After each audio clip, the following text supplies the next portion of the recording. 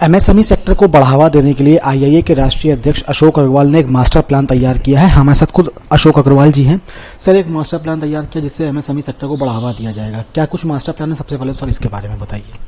मेरा ये सोचना है कि पेंडेमिक के समय में हमारी डिमांड्स कुछ कम हुई हैं और हमारे उद्यमी काफ़ी इस समय परेशानी हालत में भी हैं। सरकार से तो बहुत कुछ अपेक्षाएं थी और हैं भी, लेकिन हम लोगों ने अपने आप से सोचा कि कुछ हम अपने आप आगे बढ़ें। अभी हमारी आईए की जो टीम ने युगांडा के एम्बेसडर को बात करके यहाँ बुलाया है, लखनऊ भी आए हैं। बल्कि लखनऊ में उन्होंने काफ़ी अच्छी फैक्ट्रियाँ विजिट करी हैं और उनका वहाँ से प्रोडक्ट खरीदने का भी मन है एवं उन प्रोडक्ट को अपने देश में बनवाने के बारे में उनकी सोच है।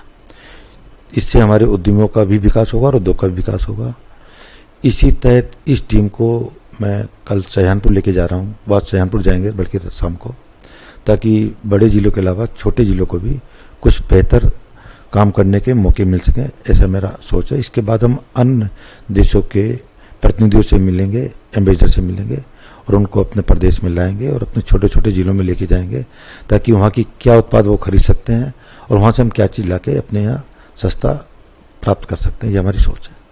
सर, एमएसएमई को वर्ल्ड वाइड जोड़ने के लिए कई कुछ प्रभावी कदम उठाए जा रहे हैं। ऐसे में क्या कुछ दिक्कतों का सामना करना पड़ रहा है आईआईए को और उद्यमियों को? सर नहीं, मेरा मानना है कि अगर हम अपने प्रयास अच्छे से अपने दम पर जारी रखेंगे तो बेहतर हो सकेगा। बाकी सरकार से बहुत ज़्यादा उम्मीद की जाना एक बेनामी है, क्योंकि सरकार खुद ही हमारी तरफ उम्मीद की निगाह से देखती है कि हम उनके लिए क्या बेहतर कर सकते हैं।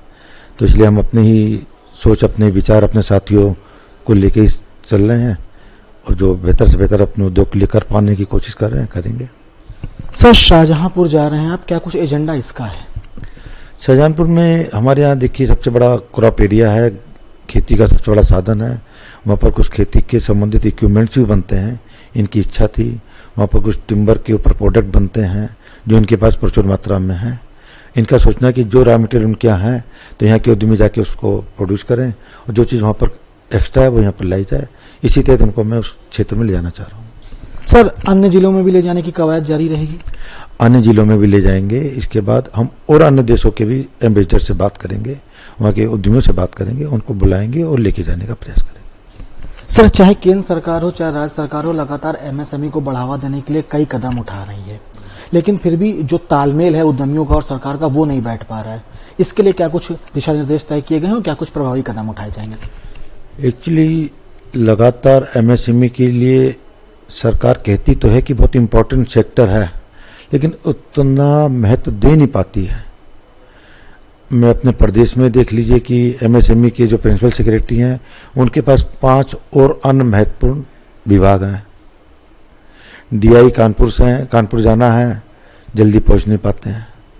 ऐसी चीज़ें हैं कि ये मॉनिटरिंग करने की जरूरत है इस चीज़ों पे कि जिसको जो जिम्मेदारी दी गई है वो अपनी जिम्मेदारी किस तरह से निभा पा रहे हैं, कितना समय उद्यमियों को दे पा रहे हैं। ये सरकार की प्राथमिकता होनी चाहिए।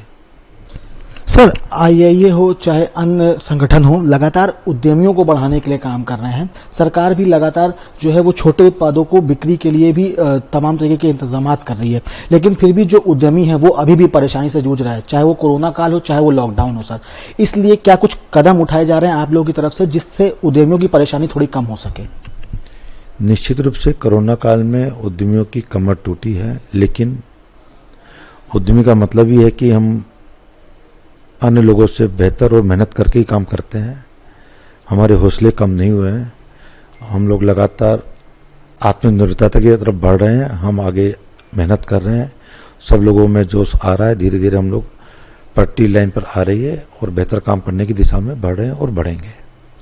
सर, आत्मनिर्भरता की आपने बात की। आत्मनिर्भर भारत बनाने का मूल मंत्र प्रधानमंत्री मोदी ने दिया था, लेकिन जो छोटे व्यापारी हैं वो सर ये कह रहे हैं कि ये केवल मूल मंत्र है, इससे कहीं ना कहीं उनको नुकसान पहुंच रहा है, क्योंकि जो ऑनलाइन सेक्टर है वो अब आगे बढ़ रहा है, हावी हो जा रहा है।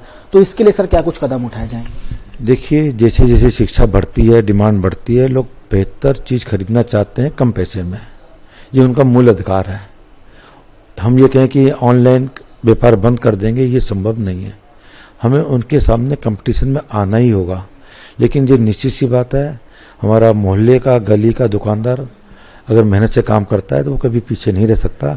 ऑनलाइन कितना भी आगे बढ़ जाए, और जो हमारे संबंध अपने मोहल्ले के दुकानदार से, पटरी वाले से रहते हैं, वो हमेशा बने रहेंगे और उनको भी लगातार सम्मान मिलता रहेगा, व्यापार उनका भी चलता रहेगा।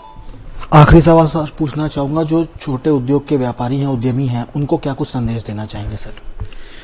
मेरा ये मानना है कि उद्यमी सबसे बड़ा समाज सेवक है। अपनी सारी चीज़ गिरवी रखने के बाद, लोन लेने के बाद अपनी फैक्ट्री चलाता है, सरकार को टैक्स देता है, तब माल बेचता है तब भी टैक्स देता है, उसके बाद उसका पेमेंट बड़ी मुश्किल से मिलता है। उसको ये मानना चाहिए कि उद्यमी के साथ साथ वो एक जनसेवक भी है, राष्ट्र के प्रति उसकी जिम्मेदारी भी है। हम इन सब चीज़ों को ध्यान करेंगे कि हर हालत में हमारे उद्यमी हर हालत में कमज़ोर नहीं है, आगे बढ़ेंगे। और सरकार उन्हें कोई मदद करे तो बहुत अच्छी बात है, नहीं करेगी तो उद्यमी का हाथ बढ़ा के, हैंड होल्डिंग करके आगे बढ़ाने का प्रयास करेंगे। तो कुल मिलाकर अशोक अग्रवाल जी ने साफ कह दिया है कि एमएसएमई सेक्टर को बढ़ावा देने के लिए तत्परता से आईएए कदम उठाएगा और शायद यही वजह है कि जो अब बाहर के अन्य देशों के एम्बेसडर हैं उनसे बात करके अलग अलग चीज़ों में एमएसएमई सेक्टर को बढ़ावा दिया जाएगा। रुजनेश बाबूलाल के साथ अभिषेक पांडे, डेली इंसाइडर, लखनऊ।